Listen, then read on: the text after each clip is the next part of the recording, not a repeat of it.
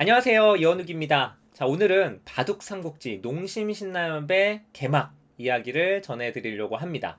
자, 10월 11일 날 농심신라면배가 드디어 개막을 앞두고 있는데요. 개막전을 앞두고 대진 추첨식이 있었습니다. 자, 이 한국과 중국, 일본 3개국이 대국을 펼쳐지기 때문에 과연 개막전을 누가 두느냐? 여기서는 이제 부전을 뽑는 쪽이 1승의 효과가 있기 때문에 굉장히 중요한데 이번에 이제 7일 날 대진 추천식이 있었어요. 한상열 한국기원 부총재가 대리 추첨을 했는데 정말 운 좋게도 한국이 부전을 뽑게 되면서 개막전은 중국과 일본이 치르게 됐습니다. 자, 한국은 이제 이 대국 승자와 대국을 하게 되기 때문에 마치 그 부전승을 한 효과가 있습니다. 굉장히 유리한 아주 기분 좋은 출발을 하게 됐습니다. 자, 요 농심신라면배 얘기를 좀 자세하게 해보도록 하겠습니다. 이번 추첨을 앞두고 한국과 일본, 중국이 이 선봉장을 이제 지명을 했습니다. 중국은 판팅이, 일본은 이치리키료, 그리고 한국은 얼마 전에 명인전에서 신진서 구단에게 승리를 거둔 신민중 구단을 선봉장으로 내세우게 됐습니다. 굉장히 강한 카드를 일본 주자로 한국, 일본, 중국이 모두 내보냈다고 볼 수가 있는데요. 자, 신진서 구단이 이번 농심배를 앞두고 명인전을 우승해서 자신감이 많이 생겼다. 이번 농심배에서도 좋은 성적을 올리겠다라는 각오를 밝혔습니다. 자, 이번 그 11일부터 펼쳐지는 농심신라면배 대표 선수들을 먼저 한번 보도록 하겠습니다. 한국은 신진서, 박정환, 변상일, 강동윤, 신민준. 중국은 커제, 판팅이, 구쭈아오, 렌샤오, 터자시. 일본은 이야마유타, 이치리키료, 위정치, 시바노 도라마루, 그리고 시자이안 선수.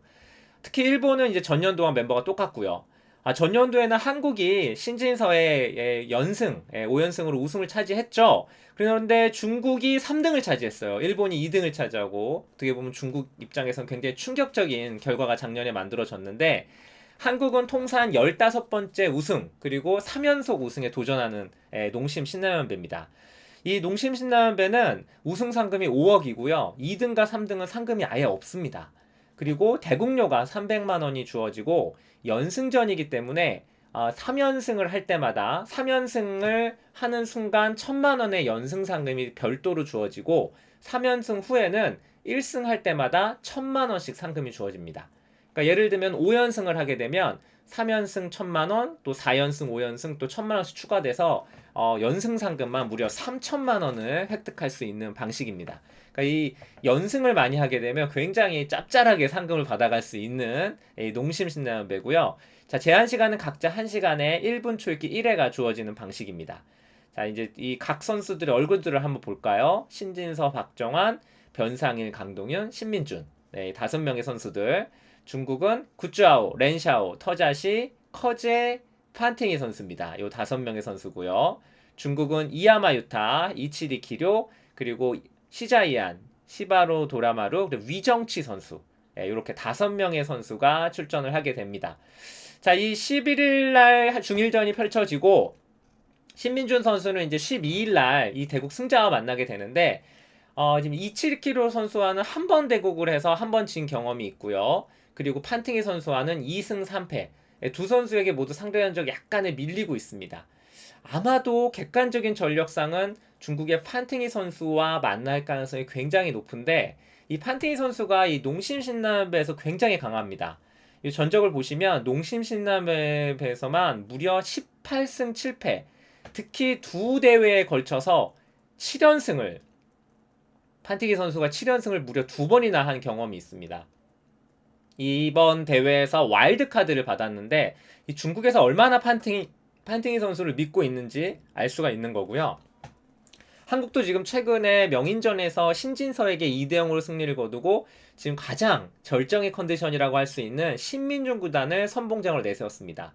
그러니까 예전에는 랭킹 순으로 낮은 순서부터 이 선봉장을 내보내고 나중에 이제 강한 선수들이 나오는 게 보통의 패턴이었는데 어느 순간부터 초반에 연승을 하면서 이 대회 자체를 리드에 가야만 우승할 확률이 높아진다라는 그런 전략적으로 한국과 중국, 일본이 모두 이 1장, 선봉장부터 굉장히 강한 선수를 내보내는 것이 농심신라면배 이제는 패턴이 됐어요. 트렌드가 됐습니다.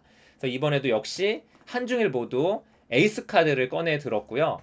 아마 이 초반 1차전이 굉장히 중요하지 않을까 생각이 듭니다. 자, 이 농심 신라면배 일정은요. 14일까지 본선 1차전이 펼쳐지고 11월 25일부터 29일까지 본선 2차전, 그리고 내년 2월 20일부터 24일까지 본선 3차전, 이때 우승 국가가 결정이 됩니다.